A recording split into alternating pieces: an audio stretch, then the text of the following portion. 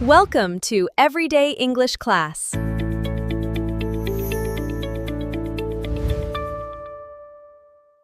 Hello, everyone, and welcome back to Everyday English Channel, where learning English is easy and fun.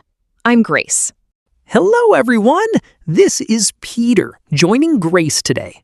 Hey, Grace, how are you doing? I'm great, thank you. I am feeling very happy and excited because the weekend is almost here. How are you feeling today, Peter? I'm feeling good, Grace, really good. The sun is shining and we are ready to talk about a super interesting topic. What do you think our topic is today, Grace? Drum roll, please. Today we are talking about your weekend plans, and specifically, how to talk about your future in English. Wow, that is a fantastic topic. It's always fun to think about what comes next, isn't it? Talking about your weekend is a perfect way to practice everyday English conversations with your friends and coworkers. Yes, exactly. But before we start, a quick reminder to our amazing listeners. Please like this video, share it with your friends, and subscribe to Everyday English Channel. It helps us a lot, and we love having you here. Yes, please do. Your support means the world to us. So, Grace, when we want to start a conversation about the weekend, what is a common question we can ask? A very common question is simply, what are your plans for the weekend? You can also ask, what are you doing after work today? Or, what are you going to do this weekend? These are simple, everyday future questions.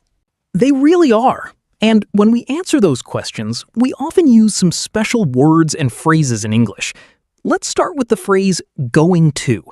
We use going to for future plans, especially when we have already decided something. Yes, when you have a real plan, something you decided before today, you use going to.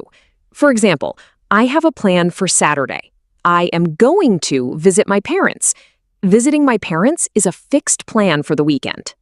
That's a perfect example. I have a plan for the weekend too. I am going to clean my apartment. It's a lot of work, but it is a necessary plan. You use that perfectly, Peter. Notice that we need to use the verb to be with this phrase.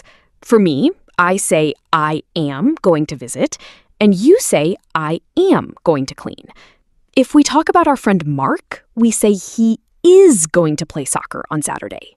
It is perfect for showing you have thought about the future and organized a plan. But what if we're talking about a quick decision or something that is a simple fact about the future?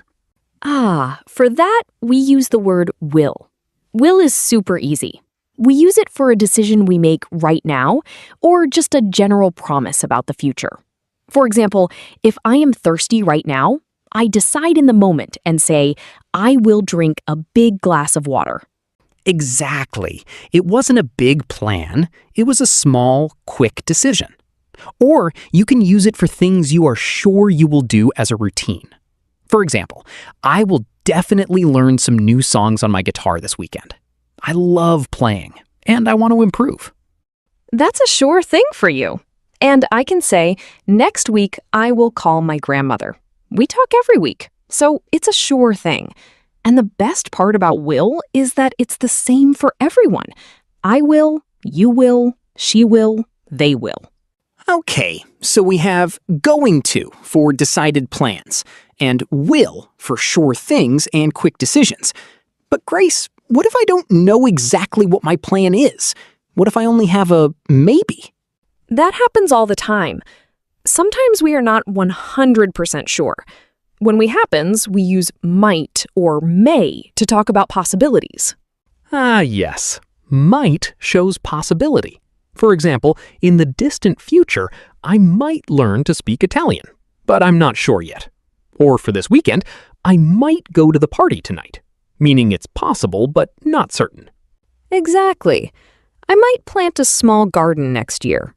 It's a possibility, but I am not sure if I will have enough time. This is really helpful for our listeners. Let's try to put all of these steps together in a natural conversation. Let's role play talking about our weekend plans. Grace, what are your plans for the weekend? This weekend, I'm going to visit a new coffee shop. My friend told me about it, and I want to try their coffee. After that, I might watch a new movie at the cinema. I'm not sure yet, but maybe a comedy, because I like to laugh.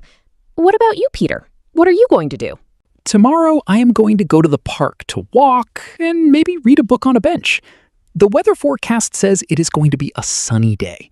Later on, I am going to call my friend and we are going to talk for a long time. Oh, and I will make a chocolate cake. A chocolate cake? I will definitely come over to eat a slice of that. See, listeners? That was a completely natural English conversation. We used going to for our firm plans, might for our uncertain ideas, and will for promises. It is so good to have small things to look forward to. Big dreams are for the future, but small plans are for now. Practicing these simple phrases will help you sound just like a native speaker. It really will. Every word and every phrase helps you on your learning journey. Well, Peter, it looks like we are out of time for today's episode.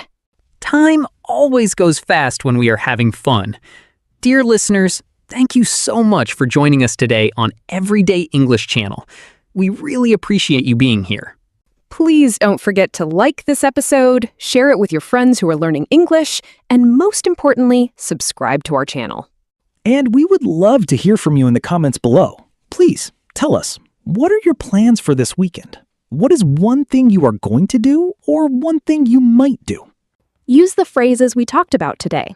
We love reading your comments and learning about your future plans.